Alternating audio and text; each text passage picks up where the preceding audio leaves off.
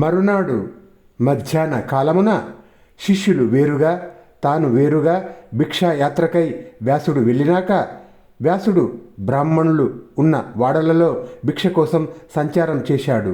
అయితే ముందు రోజులాగే ముక్కంటి అయిన శివుని మాయచేత ఏ మత్స్యకంటి కూడా ఆయనకు వంటకమును భిక్షగా పెట్టకపోవటంతో ఆయన బాధపడి తన భిక్షా పాత్రను వీధి నట్ట నడుమ పగలగొట్టి కోపావేశముతో ధన మదంబును వేద విద్యా మదంబును మోక్షలక్ష్మి మదంబును ముదిరి కాదే కాశికాపట్టణంబునన్ కరుణలేక బ్రాహ్మణులు నన్ను ఇటుల భంగపరిచిరి అనుచున్.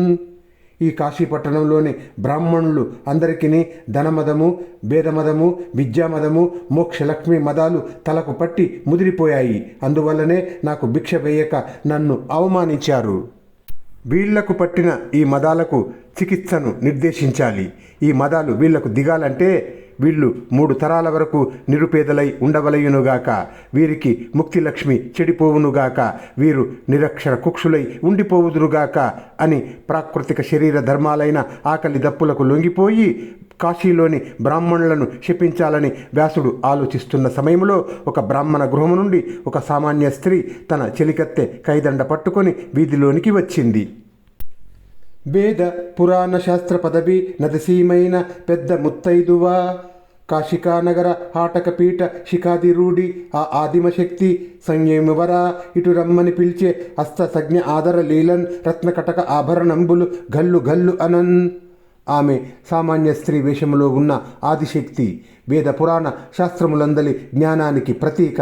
కాశీ విశాలాక్షి ఆమె రత్న కంకణ ఆభరణములు కలిగిన చేయితో అవి గల్లు గల్లు అంటూ ఉండగా, ఓ ముని శ్రేష్ఠుడా ఇటు రమ్ము రా అని సంజ్ఞ చేసినది. ఇలా అన్నది, ఆ కంఠంబుగన్ ఇప్పుడు మాదుకర భిక్ష అన్నంబును భక్షింపగా లేకున్నన్ కడున్ అంగలార్చెదబు మేలే లెస్స శాంతుండవే నీ కంటెన్ మతిహీనులే కటకట నీవార ముష్టింపచులు శాకాహారులున్ కందబోజులు శిలోంచ ప్రక్రముల్ తాపసుల్.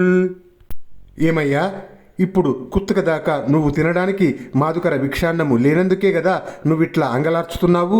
ఇలా ప్రవర్తించడం నీకు మంచిదేనా? బాగు ఎంతో శాంతమూర్తివేనా నువ్వు? నీలా తపస్సు చేసే తాపసులలో ఏ పూటకా పూట పిడికెడు నివ్వరి ఒడ్లు దంచి వండుకొని తినేవారు ఉన్నారే, వాళ్ళు నీకంటే తెలివి తక్కువ వల్ల? వరి మళ్ళల్లో ఒడ్లు దంచే చోట పడి ఉండే బియ్యపు గింజలు ఏరుకొని బ్రతికే తాపసులు ఉన్నారు కదా, వాళ్ళు నీకంటే తెలివి తక్కువ వల్ల? నువ్వు వారికంటే తెలివి తక్కువగా ప్రవర్తిస్తున్నావు.